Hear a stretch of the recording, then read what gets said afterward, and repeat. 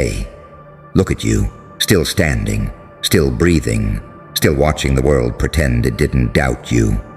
Now listen closely. They chose someone else over you.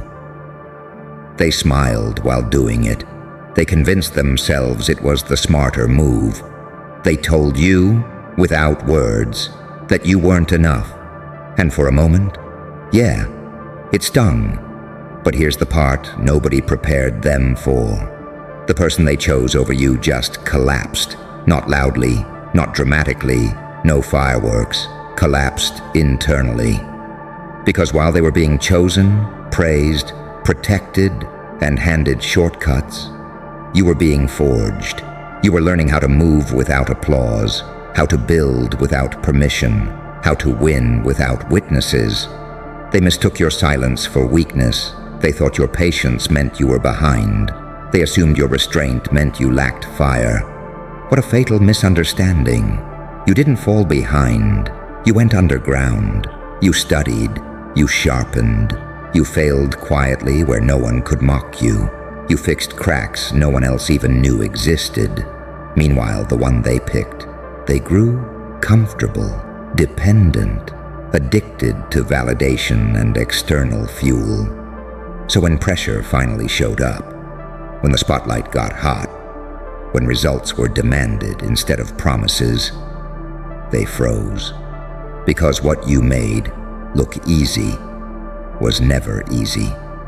It only looks effortless when the pain is already paid for. And that's when it hit them. They saw you move with calm while they were shaking. They watched you execute while they hesitated. They heard your name whispered in rooms they thought were secure. Not out of jealousy, out of fear.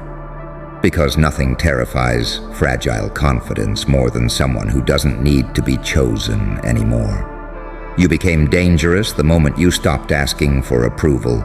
You became unstoppable the moment rejection stopped defining you. They're stunned now, staring at the gap between perception and reality, wondering how the person they overlooked became the standard they can't reach. And here's the cold truth they won't say out loud. They didn't lose because you were lucky. They lost because you were built for pressure, and they were built for comfort. You don't celebrate yet. You don't gloat. You don't explain. That's the most terrifying part. You just keep moving, calm, precise, unbothered.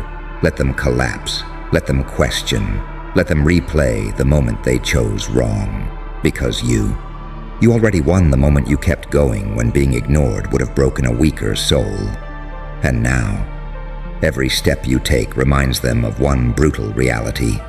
They didn't choose wrong. They just didn't realize they were rejecting the future. Keep going. And the silence after that realization. That's where the real damage begins. Because now every win you touch feels louder to them than applause ever did to you. Every calm decision you make feels like mockery. Every effortless move you pull off replays the moment they dismissed you. They tell themselves stories to survive it. Timing, luck, connections, anything except the truth. The truth is this: you learned how to carry weight while they learned how to be carried. They don't understand how you're so steady, how pressure doesn't bend you, how chaos doesn't rush you, how fear doesn't live in your eyes anymore. Because fear used to visit you daily, and you didn't run from it, you trained with it. Late nights where doubt sat next to you like an unwanted friend, moments where quitting felt logical, times when no one would have blamed you for disappearing. But you stayed. You stayed when being invisible hurt. You stayed when progress was slow and lonely. You stayed when it felt like the world had already decided you didn't matter. And that's why now, when attention finally turns your way, you don't crave it. You don't need to announce yourself. Your results speak in a language panic understands. They see it in the way others listen when you talk. They feel it when rooms shift as you enter. They sense it when opportunities orbit you naturally. Meanwhile, the one they chose They're scrambling, overthinking, trying to replicate confidence without having earned it. They're stunned because what broke them is the same weight that disciplined you. You don't rush to prove anything. That's the Joker move. That's the unsettling part. You smile, not out of cruelty, but out of clarity, because you finally understand rejection wasn't the obstacle. It was the initiation. They didn't overlook you. They unknowingly freed you from expectations, freed you from limits, freed you to become someone who doesn't collapse under pressure, someone who becomes sharper when it arrives. So let them watch, let them whisper, let them wonder how the person they underestimated became the calm center of the storm. You won't explain, you won't rewind time for their comfort. You'll just keep doing what you do best now, making the impossible look inevitable. And inevitability is what finally breaks them, because hope can survive failure, but it cannot survive certainty. They're not shocked by your success anymore. They're haunted by how predictable it has become. Every time they hear your name, there's no surprise left, just that sinking pause, that quiet realization. Oh, of course it was them. That's the moment collapse completes, not when they lose, not when they're outperformed, but when they understand this wasn't a fluke. It was design. You move like someone who already saw the ending. No rush, no panic, no wasted motion. While others scramble for momentum, you are momentum. They replay the past now, that choice, that moment they looked at you and decided you were optional. It echoes louder than any mistake they've ever made. Because you didn't just rise, you rose without needing them. That's the part their ego can't digest. If you had begged, if you had chased, if you had cracked, they could have explained it away, but you didn't.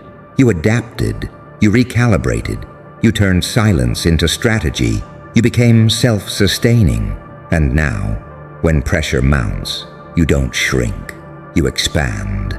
While they tense up, you loosen your grip and let precision take over. You learn the art of restraint, the discipline of patience, the power of waiting until the move is irreversible. That's why when you finally act, it looks unfair. Not because you cheated, but because you prepared in places no one thought to look. They see the outcome, but they never saw the cost. And that ignorance, it's what keeps them trapped. Because now they're chasing versions of you they'll never catch. Replicas without the scars, confidence without the furnace. Meanwhile, you keep evolving, not louder, not flashier, just deeper. Every step forward feels lighter now because you're no longer carrying resentment. You released it the moment you realized you were never meant to be chosen. You were meant to be inevitable. So let the world adjust. Let old decisions rot in hindsight. Let those who doubted you sit with the weight of watching you win. You won't look back, because legends don't turn around to explain why they kept walking. And walking forward is where your shadow grows the longest, because now, even when you're silent, your absence speaks louder than your presence ever did before. They feel it when decisions stall, when rooms hesitate, when momentum dies without you in it. They finally understand something terrifying. You were never competing, you were becoming. While they obsessed over winning today, you were positioning yourself for forever. They try to copy your rhythm now. But rhythm can't be stolen. It's earned through repetition, failure, correction, and time. They skipped the furnace. You lived in it. That's why pressure feels familiar to you. That's why chaos doesn't scramble your thoughts. That's why you can pause mid-storm and still choose the cleanest move.